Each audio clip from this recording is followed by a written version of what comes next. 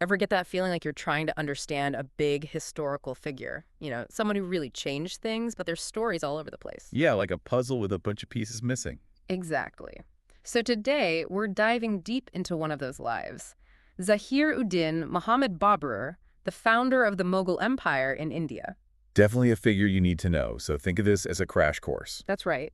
But what's interesting is Babur's kind of a contradiction, isn't he? Yeah, he's got this weird duality going on. The sources show us this super skilled military commander, like a genius strategist who built this huge empire. Right, a real empire builder. But at the same time, those same sources describe some pretty intense cruelty during his conquests. Yeah, it's hard to ignore that side of it. We've got these excerpts that track his rise to power, and they show us not just the victories, but also some really brutal moments. Not for the faint of heart, that's for sure. So our goal today is to unpack how Babur rose to power, from those early struggles to building the A Mughal. whole shebang. We want you to get those key strategies he used in his military campaigns and understand the specifics of how he conquered and those acts of cruelty that are part of his story. The good, the bad, and the ugly. So where does this wild ride begin for Babur? Well, he started out in Fergana, in what's now Uzbekistan, born February 14th, 1483. Valentine's Day, baby. You know what's crazy? His family. He came from a line of both Timur, also known as Tamerlane, Oh, wow, I know that name. and Genghis Khan. No way. Yeah, talk about a heavy heritage. Conquest and empire building were in his blood. Can you imagine the pressure? Like, hey, kid, build an empire. It's the family business. Right. But his early life wasn't exactly a smooth ride to the top. It sounds like there were some bumps in the road. When he was only 11, his dad, Umar Sheikh Mirza, passed away. Boom.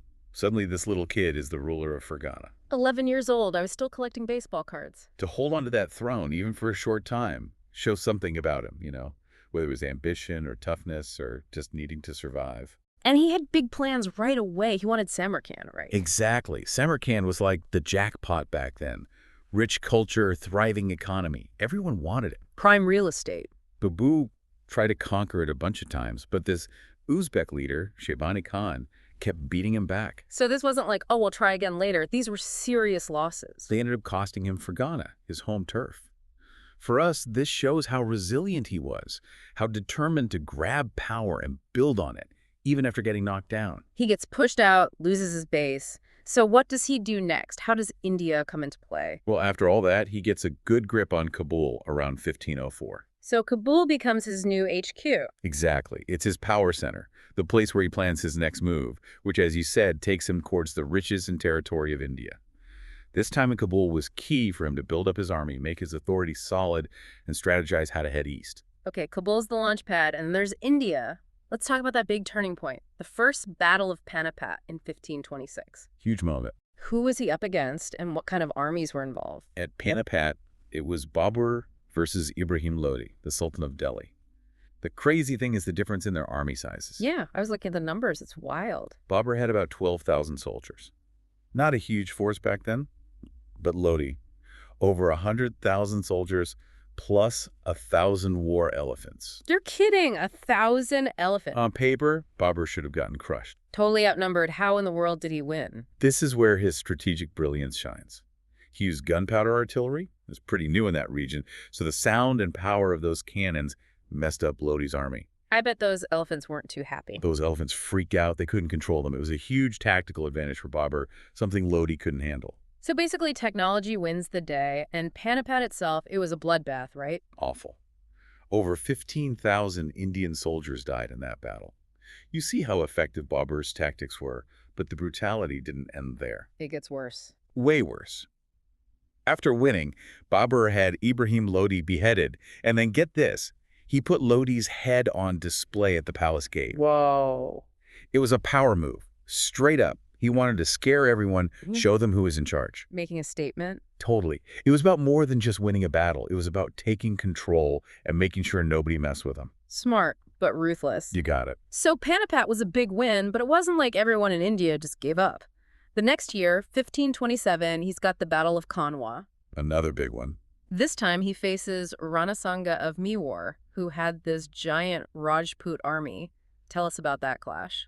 Rana Sanga had about 120,000 soldiers, a serious threat. What's interesting is how Babur fired up his own troops. He called himself a Ghazi, a holy warrior, making it a religious fight. So he's adding a religious angle to motivate his army. Yeah, it wasn't just about land anymore, it was about faith.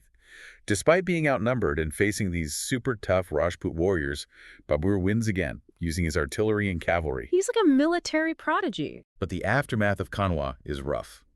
This is where we get the Kuli Minar, the Tower of Heads. Oh, right. I read about that. Pretty grim. Thousands of Rajput soldiers beheaded, their heads piled up in this horrific tower. Talk about sending a message. It gets worse.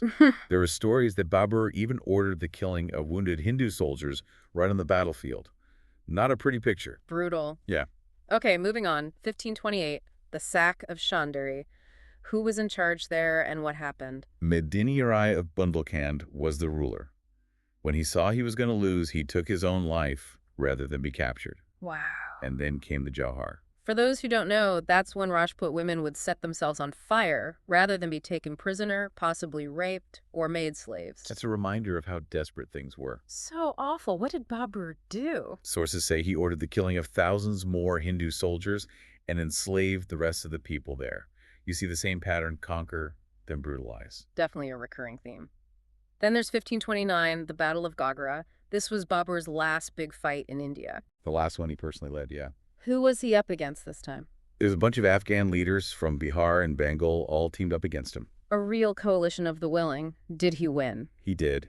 His military skills and experience paid off again, but like always, there was a huge cost.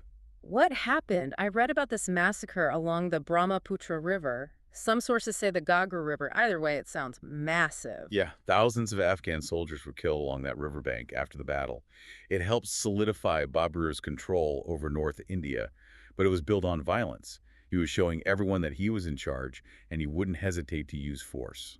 So not just the big battles, but even beyond that, the sources describe all this other cruelty from Babur. Yeah, it wasn't just limited to war. We hear about villages being burned, thousands of regular people killed. Like a reign of terror.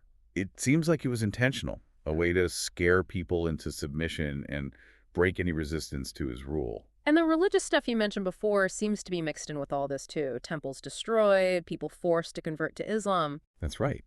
We see those things happening, which adds another layer to all of this. It's important to remember that, we're just telling you what the sources say, not taking sides. Right, just presenting the facts. That's complicated history. Those towers of heads, that seems like a deliberate tactic to freak people out. It was psychological warfare, 100%. Build a tower of your dead enemies' heads. No one's going to mess with you after that. Pretty effective, but horrifying. Yeah, and then you have the slave trade and the terrible things done to women and children. That's a whole other level of awful. Thousands of Hindu women and children enslaved. They were forced to convert, work as slaves, and who knows what else. Man, it's rough to think about. This part of history really shows how much Babur's ambition cost other people. It's not just about who died in battle. Empires are built on suffering. Sadly, that's often the case. Okay, let's wrap this up. Babur died in 1530 in Agra, but he wanted to be buried somewhere else, didn't he? Yeah, he died on December 26th in Agra, but he wanted to be buried back in Kabul. Back where it all started for him. It shows he still felt connected to Kabul. Mm-hmm. They did take his body back there later, so he got his wish. It's interesting how even though he built this empire in India, he still wanted to rest in Kabul. Little piece of home. So here we are. We've taken a good look at Babur, and he's a complicated guy. He was a brilliant military leader who built this huge, influential empire that shaped India's history for centuries. But the sources also show us a ruler who used a lot of cruelty and violence, and whose conquests sparked a lot of religious conflict. Those two sides of him, they're tied together. Exactly. We can't ignore either side. We have to acknowledge his accomplishments, but also the brutality and the impact it had on people. This brings up a big question. What's up? How do we, looking back from today, deal with historical figures who did amazing things but also caused so much pain? How do we balance their good deeds with the suffering they created? Babur's story makes us face that tough question. It's a question we have to keep asking. When we look back at history, it's important to see the whole picture, good and bad, without trying to excuse or erase anything. If you're listening and want to learn more, I'd say check out the early Mughal Empire. Read different accounts, see different points of view, and look at how his conquests changed things in the long run. There's a ton to discover. It makes you think. How do we judge people from the past? They lived in different times with different values, but their actions still affect us today. Babur's story reminds us that history isn't simple, it's messy, and if we want to understand it, we have to deal with that mess. Thanks for joining us today, and we'll see you next time for another deep dive. Until then.